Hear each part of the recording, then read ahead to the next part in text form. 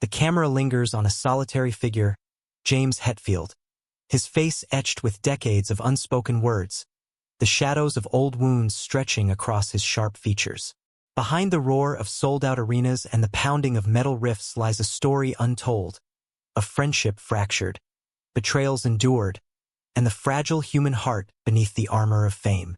At 61, Hetfield's voice trembles as he recounts the painful separation from Dave Mustaine, a brother-in-arms turned rival, whose genius haunted and threatened the very foundation of Metallica. Fans have long speculated, whispered, and debated, but the truth, the raw, unvarnished truth, has never been heard. What was left unsaid in the chaos of the band's early years? How did ambition, ego, and heartbreak reshape the lives of men who were once inseparable? Tonight, in a revelation decades in the making, Hetfield peels back the layers, exposing scars no fan has ever seen. Can a lifetime of music ever heal a wound carved by friendship and betrayal? Or does some pain linger, forever untouchable? The fluorescent lights flickered over the cramped rehearsal space, dust motes drifting lazily through the stale air, as if time itself had paused to witness the fracture forming among the young musicians. James Hetfield stood frozen, a cord clutched in his hand, the vibrations of the strings beneath his fingers doing nothing to anchor him. Dave Mustaine's absence from the band, a decision that seemed both inevitable and cruel, hung over him like a storm cloud, thick with tension and unspoken words.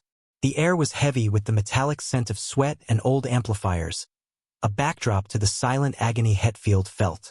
Memories surged unbidden, laughter echoing off the walls, riffs born in harmony, nights filled with shared ambition and reckless dreams.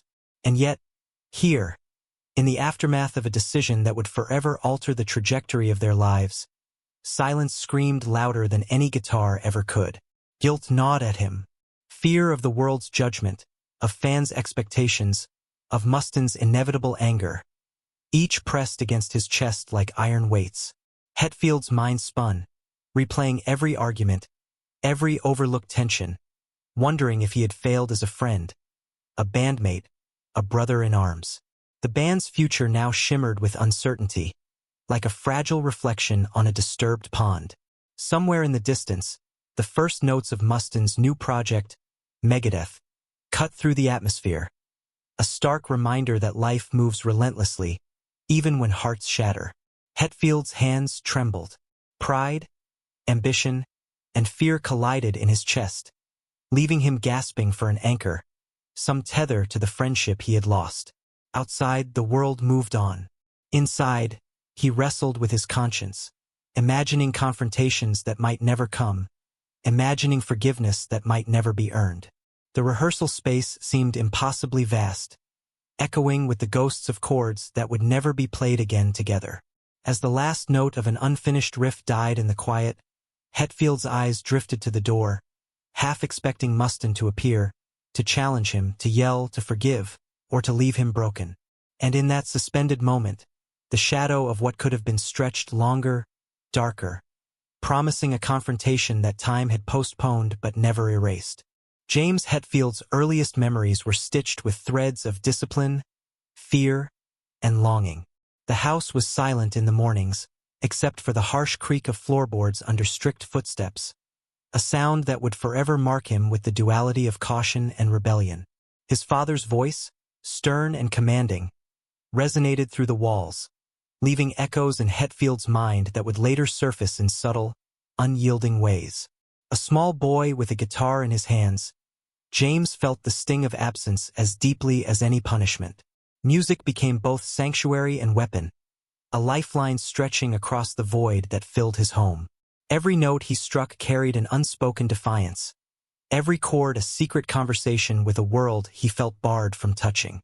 Yet, alongside this refuge, there was the gnawing fear of inadequacy, the whispering dread that no talent could fill the emptiness left by rigid rules and unspoken grief.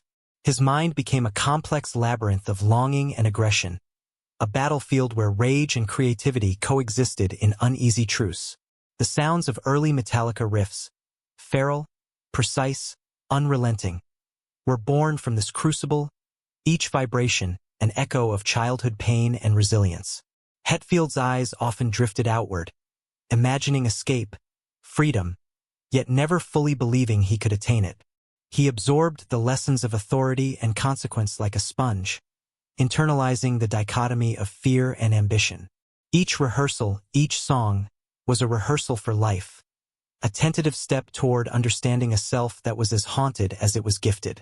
Even as he grew into adolescence, the shadow of Mustaine loomed in his imagination, a reflection of the rivalry and tension that would later define his professional life.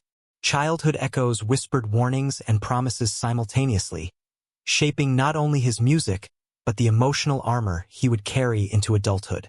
As the scene fades, young James stands at the edge of a stage, guitar in hand, poised to step into a world that will both exalt and isolate him, foreshadowing the battles that lie ahead, both public and private. Stadium lights cut through the darkness like shafts of molten gold, illuminating a crowd of thousands, all voices converging into a deafening roar. James Hetfield stood at the apex of his career, a god of metal in the eyes of the world. Yet the applause, the chants, and the energy that rippled through the arena did little to touch the hollow inside him.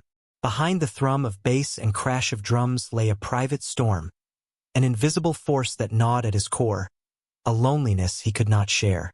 The camera pans to quiet hotel rooms after shows, where Hetfield sits alone, guitar in lap, fingers tracing the strings with the precision of a surgeon and the tenderness of a mourner. The weight of the past presses upon him, the fractured bond with Mustaine, the missed opportunities for reconciliation, the gnawing fear that ambition and ego have left a permanent scar on human connection. Even surrounded by bandmates, the psychological burden isolates him, a spectral presence no fan or critic could perceive. In the recording studio, tension simmers. Hetfield paces, replaying riffs, obsessing over every note, every lyric, every echo of perfection that might mask the void he feels. Success is both intoxicating and isolating. The very thing that cements his legacy also magnifies the wounds that have never fully healed. And yet, he persists, driven by music and the silent promise that mastery might somehow atone for personal failure. Between tours, Hetfield's reflection becomes more insistent. He recalls moments of possible reconciliation with Mustaine, fleeting opportunities suffocated by pride, fear, and youthful stubbornness. Every decision made, every door closed, weighs heavily, and the shadow of Megadeth's success looms as both rival and reminder of what has been lost. The audience cheers, but in Hetfield's mind, silence dominates. A quiet reckoning, waiting for confrontation that may never come. As the chapter closes, Hetfield's gaze drifts toward a backstage hallway, empty, yet saturated with memory and unspoken longing. The echo of a friendship broken resonates louder than any crowd, a quiet prelude to the revelations that must finally be faced.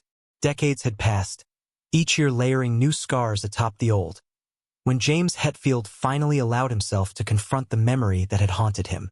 The scene opens in a quiet, sun-dappled room, light filtering through blinds onto a polished floor. His hands, calloused and precise, tremble slightly, not from age, but from the weight of confession, the gravity of truth long deferred. At 61, the facade of invincibility is stripped away, leaving only the human man beneath, haunted by the shadow of Dave Mustaine and the rift that shaped his life. Hetfield recounts memories as if navigating a minefield. The rage, the laughter, the breakdowns in judgment, the ambition that eclipsed friendship. Every anecdote pulses with tension, every reflection, a probe into the heart of guilt. The camera lingers on his eyes, sharp, haunted, searching, mirrors of decades spent balancing fame and inner torment. The audience feels the trembling pulse of regret, as Hetfield relives the moments when a word, a gesture, a single act might have altered the course of their intertwined destinies.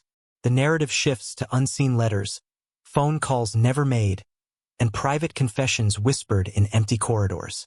Hetfield confronts the existential weight of his choices. The success and acclaim that Megadeth's rise brought Mustaine, the ghostly echo of collaboration lost, the recognition that some wounds cannot be healed by apology alone. The psychological layering here is intense. Fear and longing cohabit in every fiber of Hetfield's being. In a cinematic crescendo, he recalls a message sent in recent years, a fragile olive branch, a tentative step toward reconciliation. It does not erase history. It does not heal decades of estrangement. Yet, it opens a fissure, a space where understanding might begin to grow. Hetfield's confession is raw, poetic, and unflinching, exposing the audience to the full spectrum of human vulnerability. Pride, fear, grief, and hope, all coexisting in a delicate, emotional equilibrium. The chapter closes with Hetfield staring at his phone, waiting for a reply, the sunlight fading into evening shadows. The silence stretches, almost unbearable, a reminder that some reckonings cannot be rushed, that some ghosts linger longer than life itself. The camera holds on his face, a mixture of anticipation, dread, and fragile hope, leaving the audience suspended at the precipice of human emotion, wondering if the conversation will heal or simply unearth the cost of lost time. James Hetfield walks slowly through a rehearsal hall now quiet, sun spilling across the instruments like liquid gold. The echoes of past performances hang in the air like specters, their presence both comforting and haunting. Here, in the space between sound and silence, Hetfield reflects on a lifetime sculpted by music, ambition, friendship, and betrayal. The chapter is a meditation on how pain and art intertwine, how fractured relationships forge both creative brilliance and enduring loneliness. Each riff, each lyric, is a testament to the resilience of the human spirit, a mirror reflecting the struggles endured and the lessons painfully learned. Hetfield contemplates the cost of fame, the scars etched into his psyche by fractured bonds, and the subtle ways Mustaine's shadow has shaped not only his music but his identity. Yet, amidst the contemplation, there is a profound awareness. Art becomes a vessel for survival, a conduit for reconciliation, even when the wounds themselves remain unhealed.